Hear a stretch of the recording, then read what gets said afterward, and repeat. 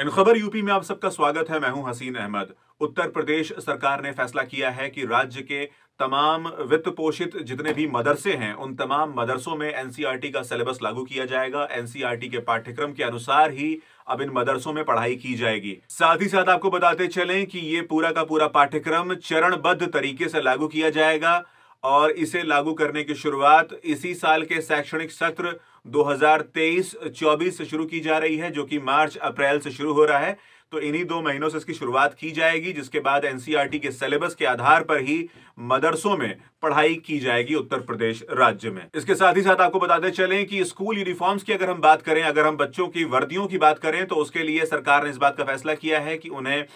इस मामले में बाकायदा सरकार एड देगी, बाकायदा सरकार मदद करेगी, ताकि तमाम बच्चों को जो मदरसे में पढ़ते हैं उन्हें भी इसका लाभ मिले। सरकार की इस योजना का लाभ उन बच्चों को भी मिले और उन्हें स्कूल की वर्दियां निःशुल्क तौर पर उत्तर प्रदेश सरकार मुहैया कराने की तैयारी कर रही है। फिलहाल इस वक्त उत्तर प्रदेश में जितने भी सरकारी स्कूल्स हैं,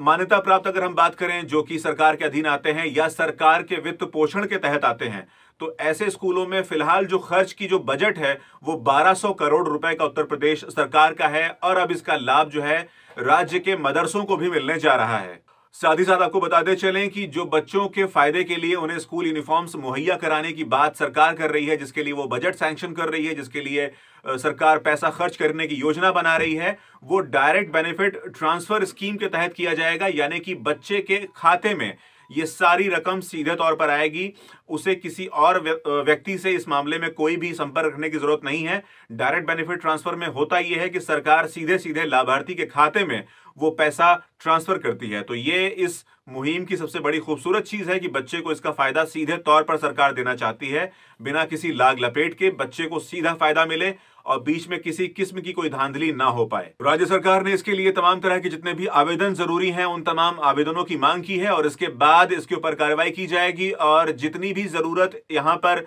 मदरसों में स्कूल के बच्चों को डायरेक्ट बेनिफिट ट्रांसफर स्कीम के तहत यूनिफॉर्म बनाने के लिए जरूरत पड़ती है, उन तमाम रकम को राज्य सरकार उसके बाद अलॉट करना शुरू करेगी और बच्चों के खातों में ट्रांसफर करना शुरू करेगी। इसके साथ ही साथ आपको बताते चलें कि किस तरह से यहां पर एक मीटिंग तय की गई और जिसमें कि इफ्तिखार अहमद जावेद, जो कि चेयरमैन हैं यूपी स्टेट मदरसा एजुकेशन बोर्ड के, उन्होंने इस पूरे मसले के ऊपर बातचीत की और उसके बाद उन्होंने इस बात का भी जिक्र किया कि किस तरह से उत्तर प्रदेश सरकार ने वहां पर कोई ड्रेस कोड लागू करने की बात नहीं की है। हालांकि उत्तर प्रदेश सरकार की योगी सरकार ने एक सुझाव दिया है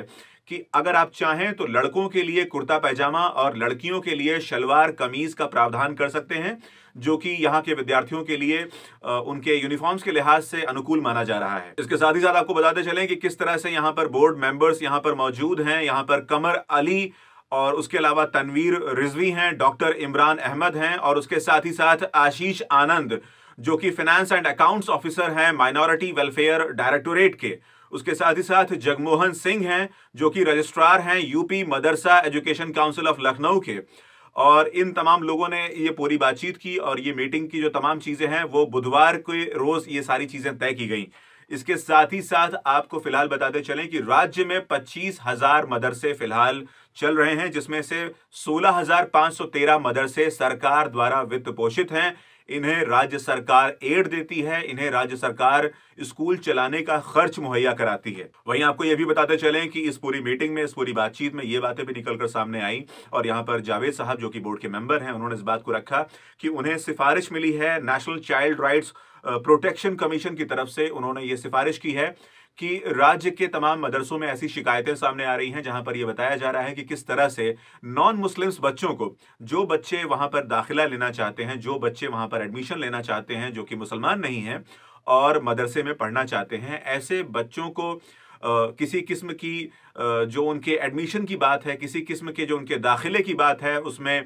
मदरसे लगातार आनाकानी कर रहे हैं। ऐसी शिकायतें सामने आ रही हैं, जो कि बच्चों के जो राइट टू एजुकेशन की बात है उस कानून का हनन है और ये उसके खिलाफ है। लिहाजा जितने भी वित्त पोषित ऐसे मदरसे हैं या गैर वित्त पोषित हैं, उनके ऊपर भी बात लागू होती है कि अगर गैर मजहब का कोई बच्चा आता है, बगैर मुसलमान हुए अगर कोई बच्चा वहां मदरसे में पढ़ना चाहता है, तो उसे भी उतना ही हक मिलेगा जितना कि एक मुसलमान बच्चे को मिलता है। तो ये बच्चे के हक और हुकूक की बात है कि उसे आप बाकायदा तालीम दें, आप उसको बाकायदा दाखिला दें, उसको एडमिशन का मौका मिले ताकि वो अपने भविष्य के लिए तैयारी कर सके, अच्छी एजुकेशन प्राप्त कर सके। इन तमाम चीज़ों के लिए वहाँ पर ये सिफारिश की गई है। National child rights protection commission की तरफ से ये सिफारिश आई है बोर्ड मेंबर्स के द्वारा, और उन्होंने इस बात की तस्दीक की कि हम इसके बारे में जांच करेंगे और पता करेंगे कि ऐसी कहाँ परेशानियां सामने आ रही हैं और इसको कैसे निपटाया जाए, इसका निपटारा कैसे किया जाए ताकि बच्चों को बेहतर शिक्षा मिल सके और बच्चों का भविष्य बेहतर बन सके। आपको यह भी बताते चले कि उन्होंने इस बात का भी जिक्र किया कि किसी को शिक्षा हासिल करने के लिए